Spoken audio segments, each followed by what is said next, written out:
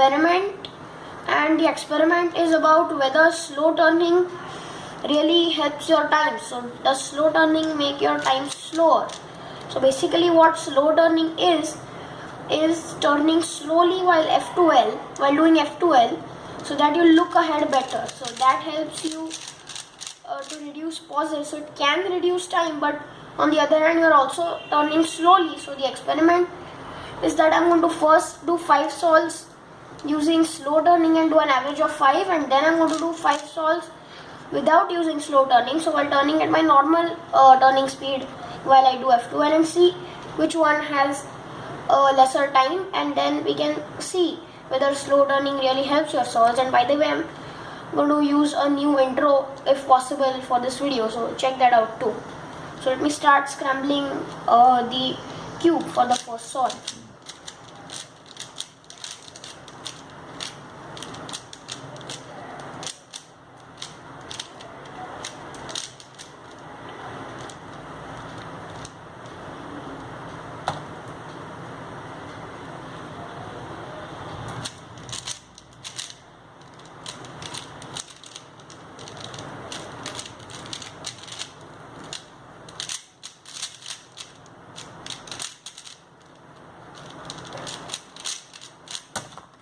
So I got a sub 15 solve, which is excellent for me, and that was because I was able to look ahead very nicely.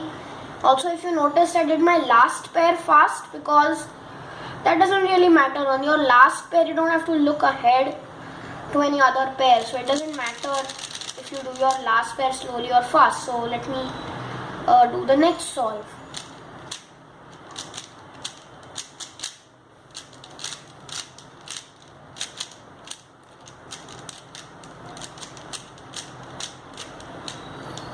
Okay.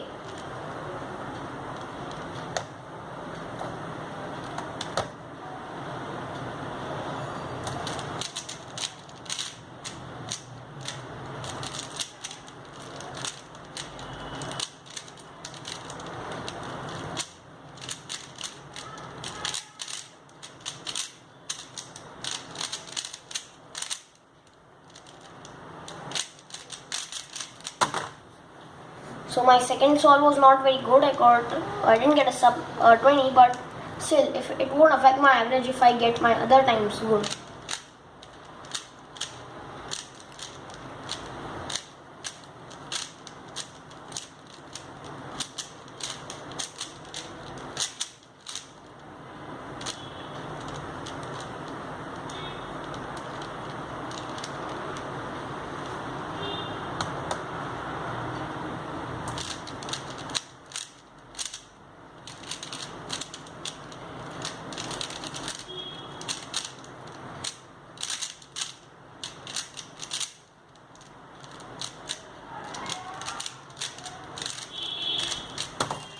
So on my third solve, I have also gotten a pretty good time of 16.56 seconds. So let me proceed on to the fourth solve.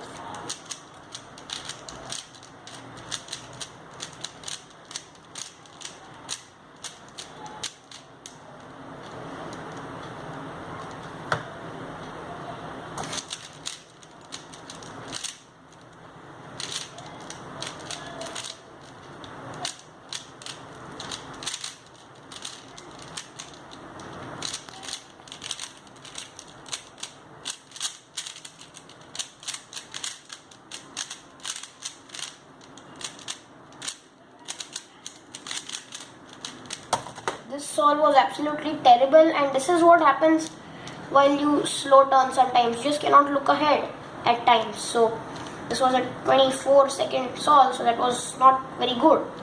So let me proceed to the fifth solve of this average of 5.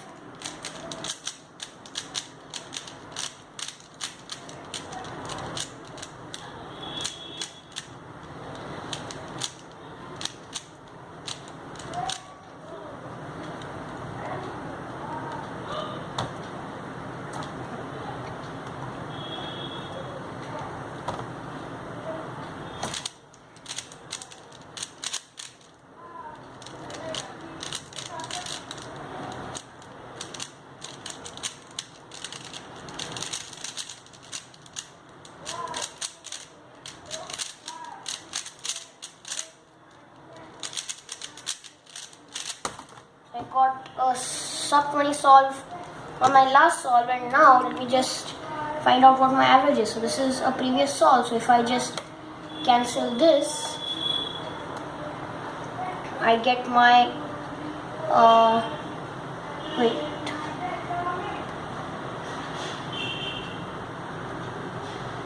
Okay, so my average is let me just calculate it right now.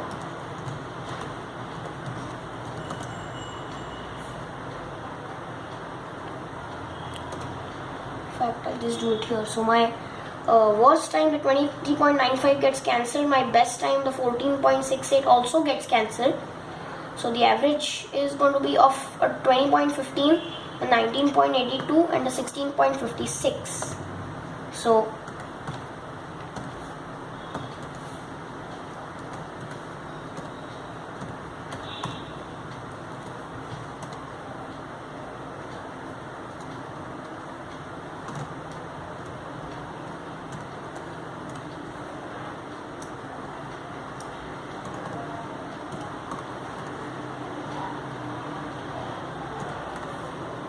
okay, so my average is 18.843. So yeah, it's like 18.85. Okay, now I'm going to do an average of 5 with fast turning. So let's see what happens.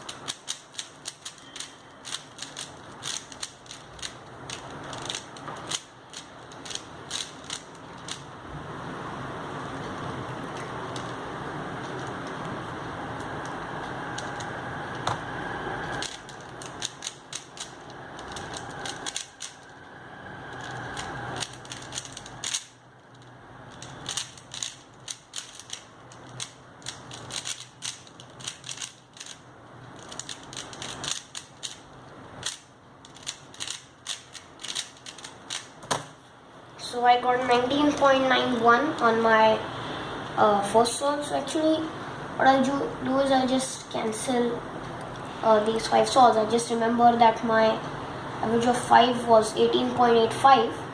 So I can just cancel these 5 solves.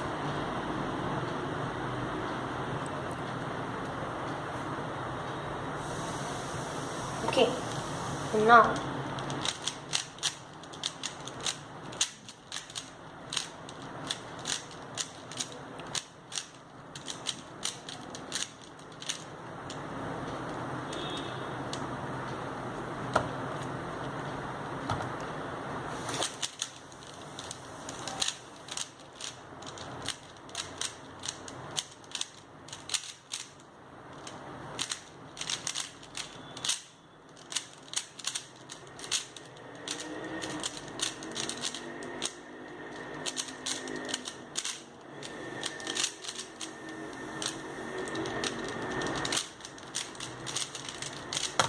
solve was a total mess up. Firstly, I messed up the cross, and secondly, there was absolutely no lookup. So this is one of the disadvantages of fast turning.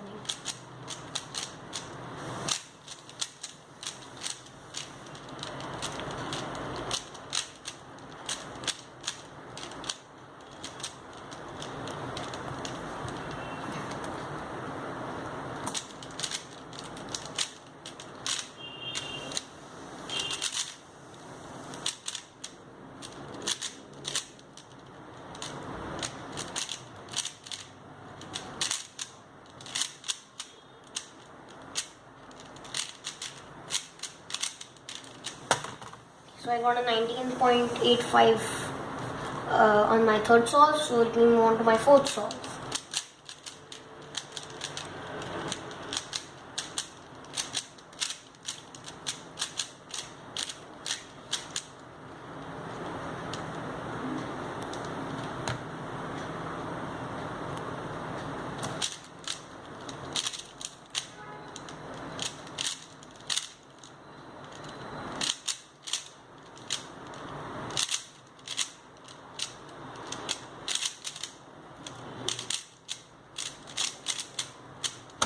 Wow.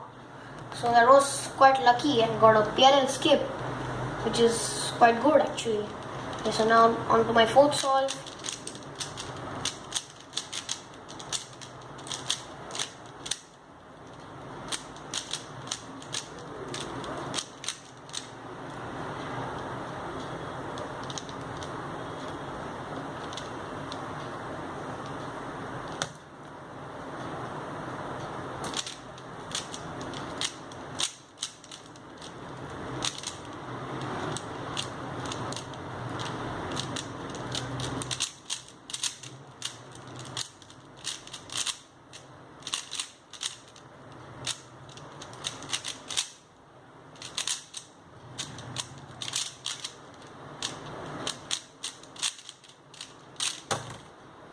Okay, so my conclusion of this video is that slow turning does make your solves better, and the slow turning average beat the fast turning average, even though I got a lucky 16.9 or 17 second solve due to a PLL skip. So even though I got a lucky solve in the fast turning average, the slow turning average still beat my fast turning average, and that was only because of my 14, 16 and 19 second solves, which really helped to bring the average down. And what happens is that when you slow turn, even if you mess up once, like I had done with my 23, 24 or 25 second solve, it doesn't matter because your worst and best times are removed. So slow turning does give you quite a consistent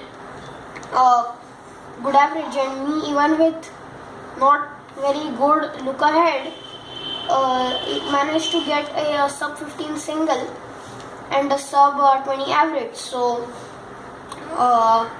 it is true that slow turning does make your solves better, which is why I am now going to start slow turning for all my future videos. And if you wanted to know, the timer I'm using is CS timer. It's a very good timer, and the cube I'm using is my Moyo Along V2. So thanks for watching. Please like, comment and subscribe, and if you want more experiments like this, mention it down in the comments.